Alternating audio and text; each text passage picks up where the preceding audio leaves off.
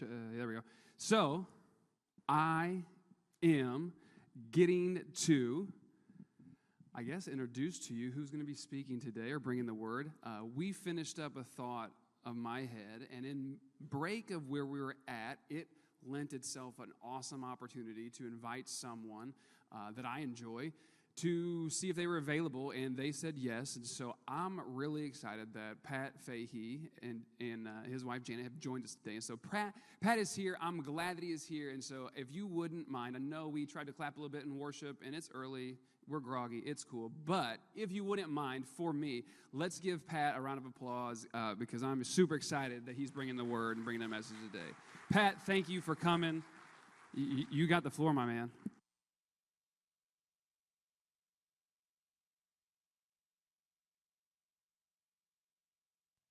You may have clapped too soon. I haven't started yet. I must admit, I have worked on this, and I've been thinking all week long. I wanted to come up here with a great joke, put Tim Bennett in the spotlight. I can't come up with a thing. It's like there's angels watching over you, Tim, and I can't come up with anything. Part of it may be we were going to come over here early during the week and visit folks and whatever, but things just didn't come together. And so we got up at 4:45 this morning to get over here. So if I fall asleep during the sermon, please, somebody wake me up. I'm not sure how that'll work, but I need help. We have multiple opportunities to face all kinds of storms in this world. There are hurricanes in the western hemisphere, typhoons in the eastern, cyclones in the southern, and thank goodness I've never experienced any of them. I've never known a dust storm that you find in the desert or survived an ice storm. But you know what I have? I have experienced a couple tornadoes and 2 blizzards, snowstorms, not the Dairy Queen kind. I've had a lot more blizzards than that than the Dairy Queen. Anyway, but not all storms are associated with the weather. I've been fired from a ministry. They said, no, you're not being fired. We're just asking you to resign. I was fired. It stirred a storm. I nearly died from the West Nile virus. It was a major storm in my life. 5 years ago today, Briar, do you know what happened 5 years ago today? I tried my hand at a rope swing. That didn't go very good, did it? How many were there and remember that? Jeff was there. I thought he was going to kiss me at one point in time. But anyway, so you guys know what a storm is. Joe and Nancy, you have been through a hellstorm over the past few years. You look great. I'm glad to see that. The Stu Strauss community in general and 3 families in particular have experienced a heartbreaking storm. Terry Presume, in the hospital this morning with her husband who has short time left on this earth.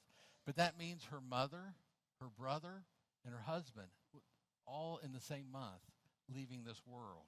That's a storm. Change is always difficult. And so from Pat to Chris to Jeremiah has been a challenging storm for the Windsor Christian Church. Jesus told us that we would have troubles in this world, so we shouldn't be surprised, but I call it the storms of life, which means we cannot go through this life without facing storms of one kind or another.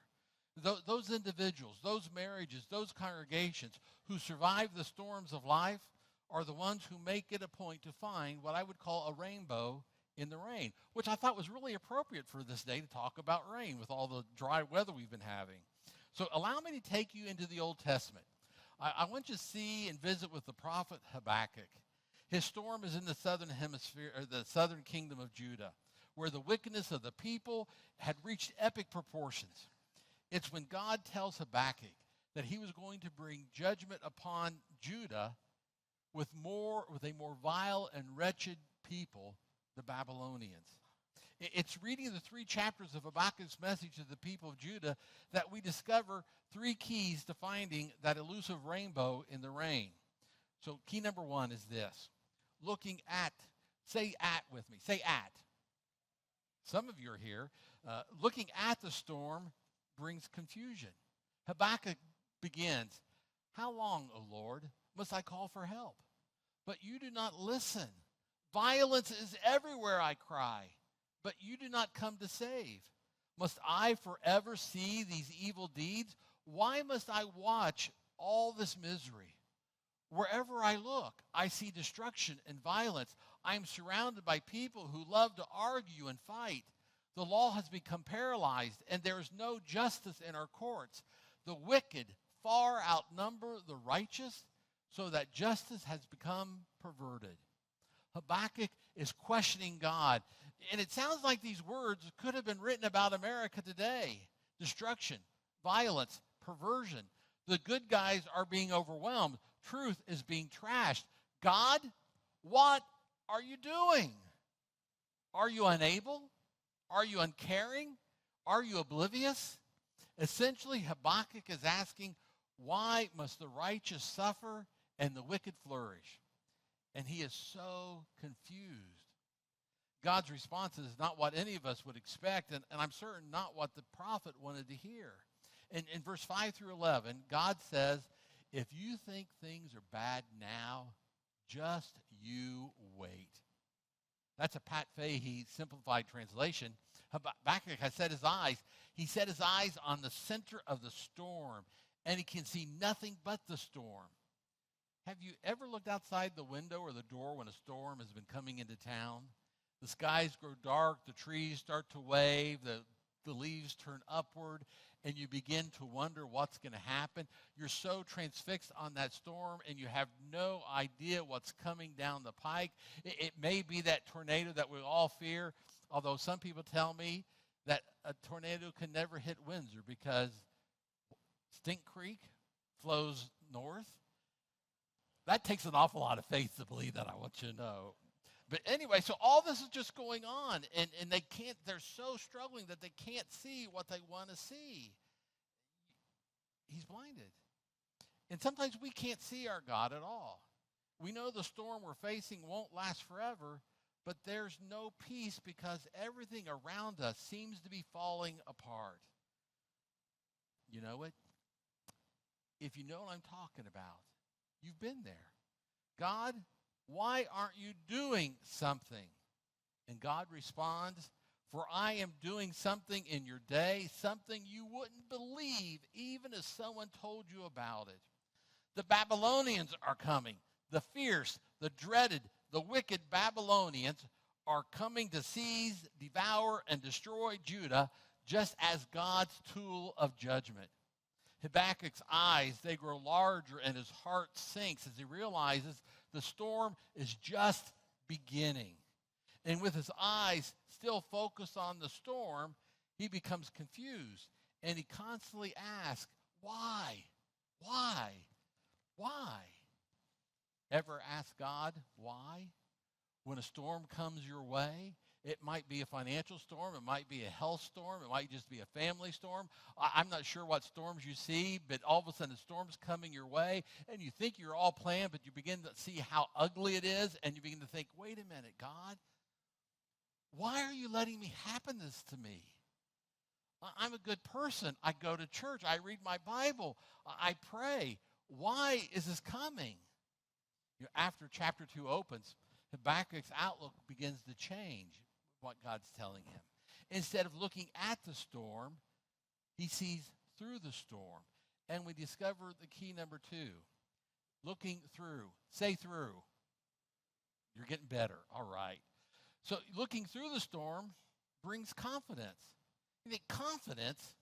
How does Habakkuk, how do we find confidence in the midst of being fired, sickness, death, unwanted, uncomfortable change in her life? Throughout chapter 2, we find what I'm going to call the 5 P's of storm survival. So you'll see it in your outline. You'll see it on the screen. But first of all, we need to have the right perspective. Listen to Habakkuk. I will climb up to my watchtower and stand at my guard post. There I will wait to see what the Lord says and how he will answer my complaint. In this time period of Habakkuk's life, most of the cities that were any prosperous had walled cities and it'd have a watchtower. And the person in the watchtower were basically looking for the enemy to come. They're looking to see what might be coming down the road. Habakkuk is up in the watchtower and basically says, I want to see things from God's point of view.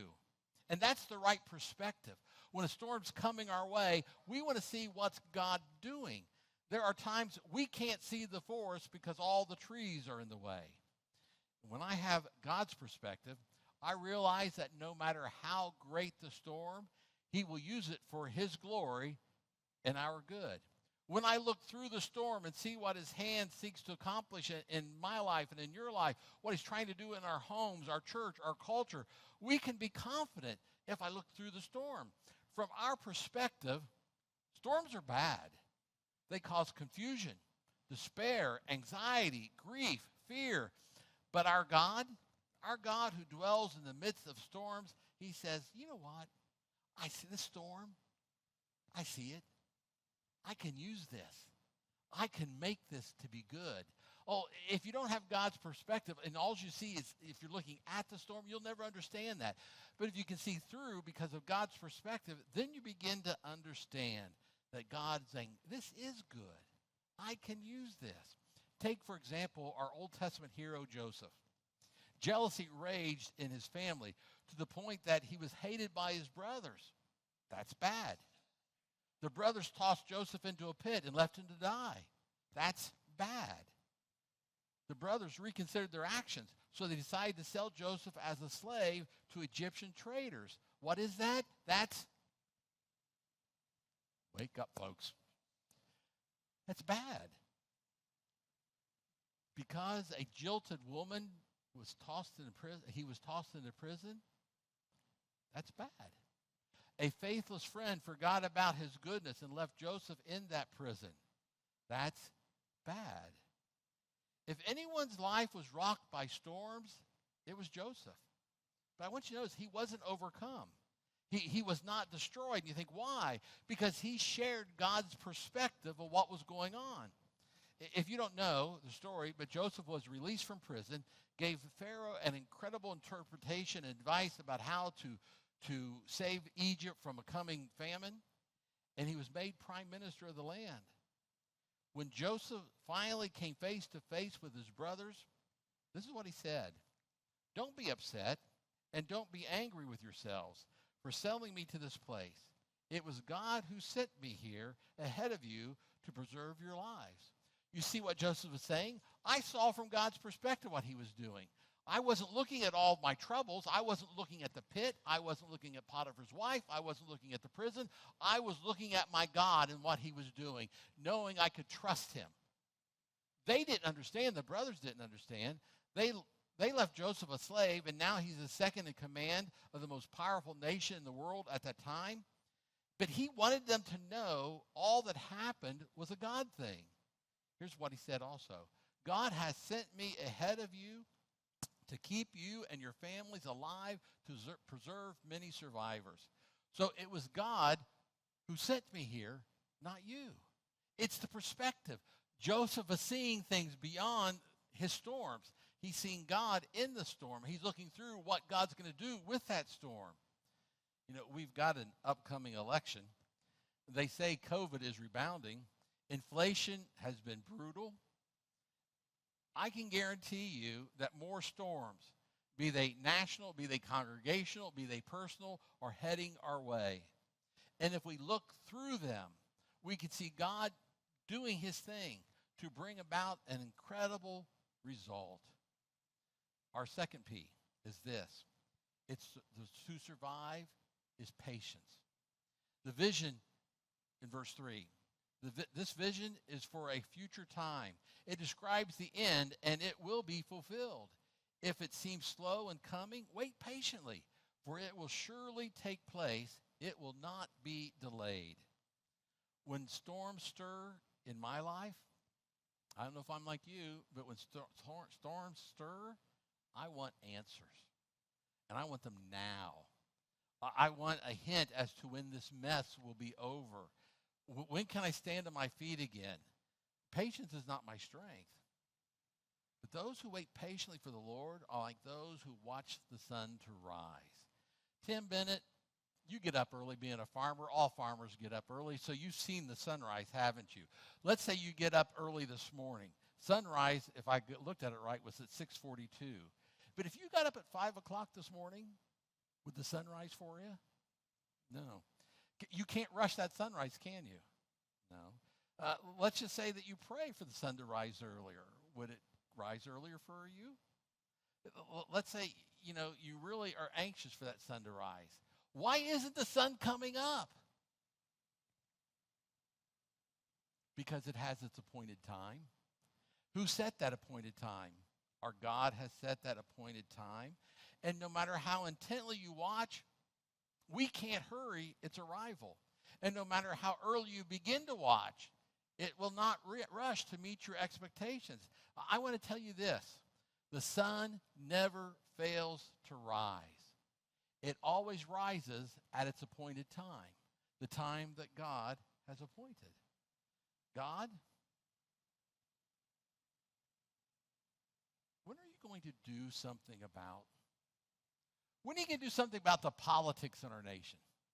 When are you going to do something about what's stirring in the schools right now with this whole transgender mess and what teachers can tell their parents and what parents cannot? What are you going to do? What are you going to do about this hostility that we see in the Middle East? Pagers exploding, walkie-talkies exploding. What are you going to do about all this hatred and violence that's in this world today?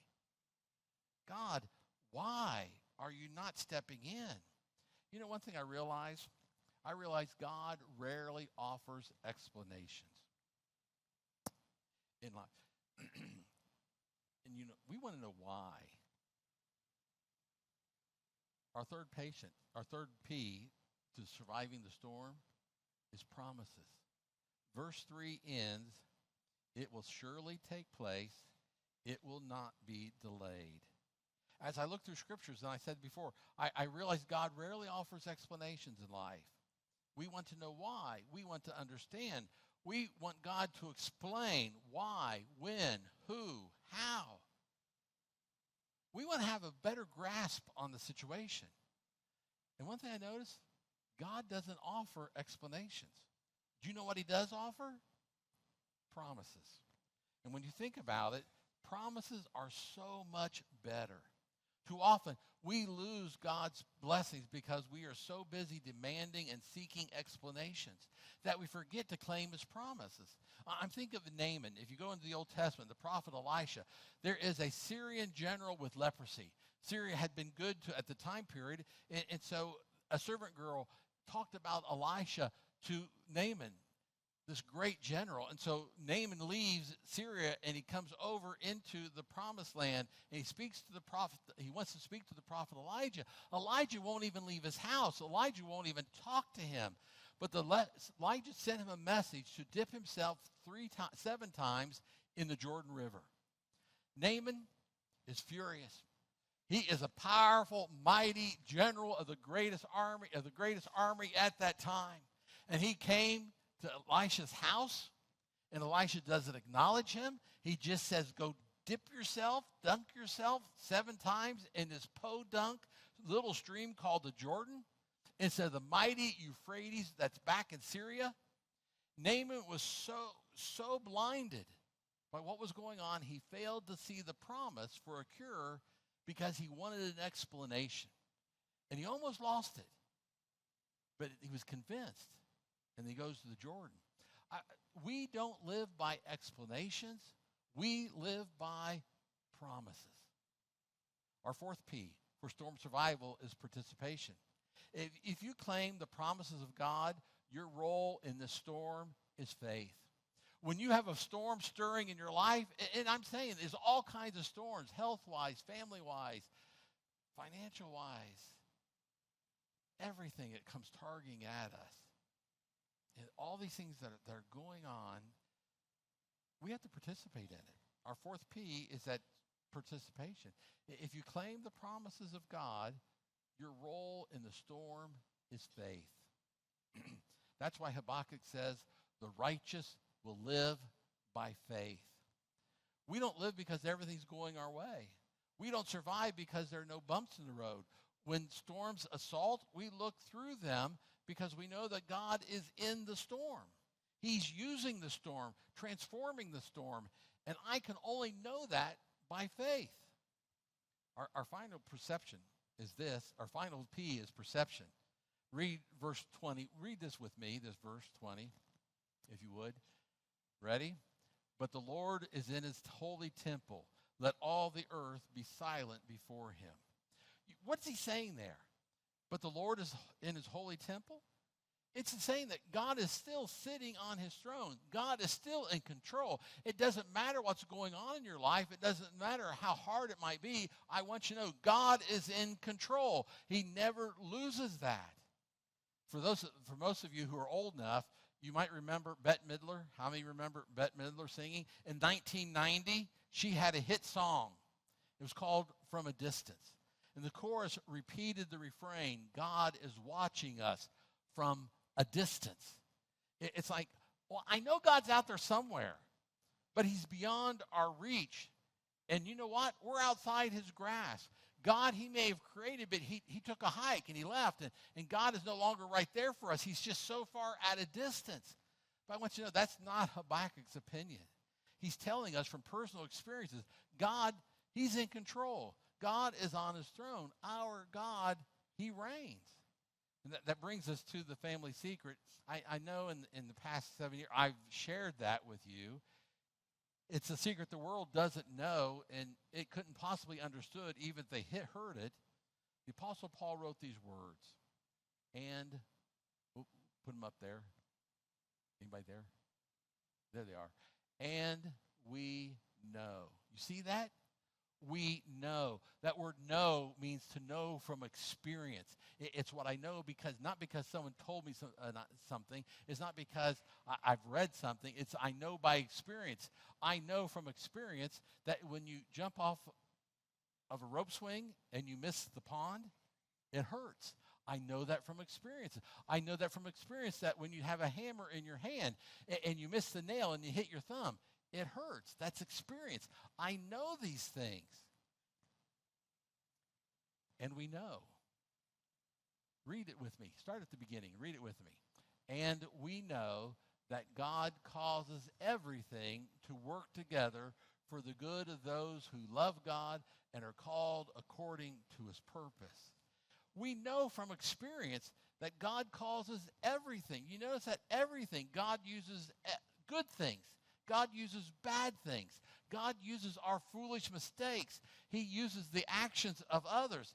He uses things in the sin-scarred world. He uses the deeds of Satan for our good because our God is there. He's in the midst of a storm, and he's always providing for us. And so we look in Habakkuk, and we go to chapter 3. The third key is this, looking beyond. Say beyond. Looking beyond the storm brings comfort. Verse 17, even though the fig trees have no blossoms, and there are no grapes on the vines, even though the olive crop fails, and the fields lie empty and barren, even though the flocks die in the field, and the cattle barns are empty. You read that, and you begin to realize things are pretty bleak. There are no crops to harvest, no livestock to tend. It sounds like people are going to starve. But Habakkuk is not looking at his circumstances. He's got confidence because he sees through those circumstances. And then he took the next step and he saw beyond the circumstances. And when he saw beyond, he was at peace. He had comfort. As bad as things were, the prophet writes, yet I will exalt in the Lord. I will rejoice in the God of my salvation. Yeah, things are desperate for him. But he says, you know what? I know that God got this. And so when you ever face a storm in life, I want you to realize you need to sit back and you need not look at the storm. Don't be mesmerized by that storm because that storm can tear you to pieces. You need to see through the storm, and yet see through the storm, you know that God is using it. But when you look beyond the storm and you know that God is there, he's using it, making it work. You know, you think about it, how can Habakkuk or anybody else make a statement in the midst of a storm? It's because Habakkuk remembers what God has done. Verse 19, the sovereign Lord is my strength. He makes me as sure-footed as a deer, able to tread upon the heights. God has been in my life in such a way that even though the storms prevail, the wind might blow, the rain comes down, things get iffy, I'm sure-footed. I can stand. I can withstand because God has been there. And time and again, I realize God has been there. God has been there for me, and he's done things. He's given us his salvation. He's given us stability. He's given us strength. We can, with the storm. Let me show this principle in another context. I really wish Hunter was here. Many of you know Hunter, and you know what Hunter's been through. He's had a tough life, and he made himself tough by himself. He has really done some really stupid things in his teenage years. But I have stayed close with Hunter all this time. And I've been trying to, be a friend to him. But I know that Hunter has just dealt with so many things. Back right before Christmas, he sent me an email. And he just simply said something, and I wasn't going to read it, but he just looked at the idea and he said, you know what, Pat? Everything I look around me in my life, I see God's hand moving. I love that phrase. He said, I see God's hand moving. And so he's been, trying to turn his life around. He's got a long way to go, but I thought it was really neat. Back at his birthday in August, he asked me for a present. You know what he asked me for? He said, Pat, can you get me a Bible with study notes so I can understand what God's telling me? I guess Wyatt knows. Hunter not too long ago, because 2.5 years ago, Hunter took some Xanax that wasn't his, parked his car in Sullivan, and fell asleep. When the police came to the car, they found the keys in the ignition, him sound asleep, and so he was arrested for DUI.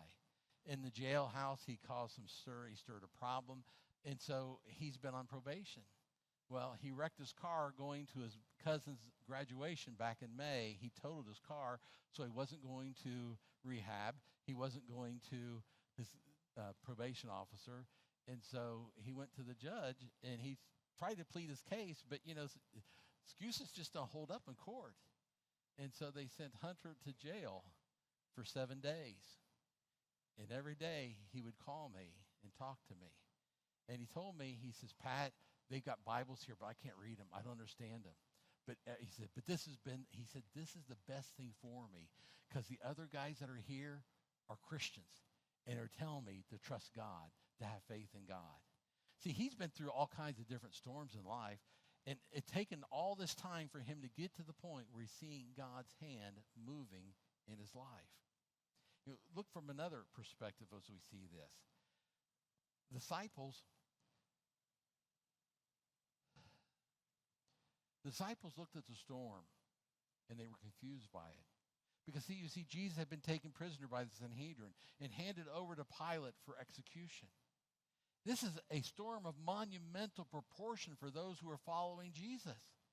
And the followers were so confused by it. Jesus looked through the storm, and he found the confidence to say, not my will, Father, but yours be done. With confidence in the Father, Jesus was able to look beyond the storm. He was able to see what was going to happen beyond what that cross was. He was able to see beyond that Friday. He was able to see that Sunday. And he found comfort. And that's why the Apostle Paul wrote these words. Because of the joy awaiting him, he endured the cross, disregarding its shame, and now is seated in the place of honor beside God's throne. Jesus didn't look at the cross. Jesus didn't look, he saw through the cross. He even saw beyond the cross, and it's for the joy that's set before him. He endured that cross because you know what? He knew that even years and years later, we would be here to celebrate the resurrection and the promise of new life. If you're looking at the storm, I want you to know confusion is going to abound. If you look through the storm, we're going to find confidence. But you look beyond the storm, there's comfort knowing that God is the master of all storms and he uses them for our good. So what are you looking at? What are you looking through? What are you looking beyond?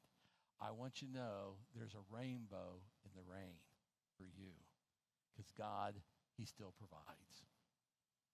Won't we stand?